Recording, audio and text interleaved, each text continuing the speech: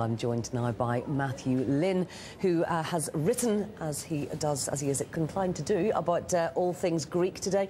While I'd like to talk to you first of all about the point that you make about the fundamental incompatibility of Greece. We've actually got some of the latest pictures in this morning of protesters at the Acropolis. We can see that's what's happening there right now. It does seem that those protests, which started off very slowly, are building up. They're not violent, they're very peaceful protests, but there are an awful lot of people there. Do you think that it is fundamentally incompatible that Greece should stay in the euro? It's starting to look that way. It's good to see the hammer and sickle back. We haven't seen that in Europe for a while, not that we missed it very much. But, I mean, you know, I think what's come out of the Greek crisis and what people in the markets are quite rightly starting to look at is just, you know, not so much just this particular deal. This deal's, you know, quite a lot of money. They've pumped a lot of money and they've got to buy themselves some time.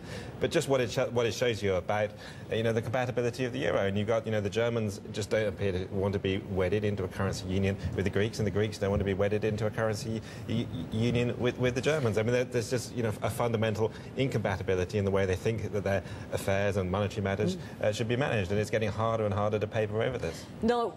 You've got to look at what would happen if the whole thing were to split up, and you've actually come up with the 7 trades that you think should be done if the euro is over.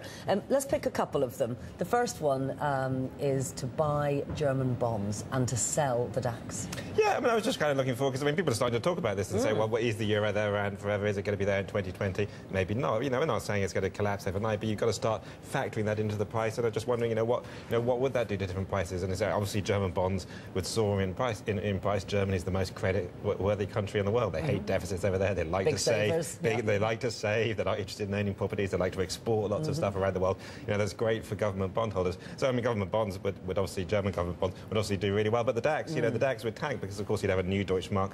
That would be a very strong currency. Yeah, big strong currency like we used to have in the 80s. And that would be bad for all the big exporters out of Germany. So not good for the DAX. So you know, that's one of them.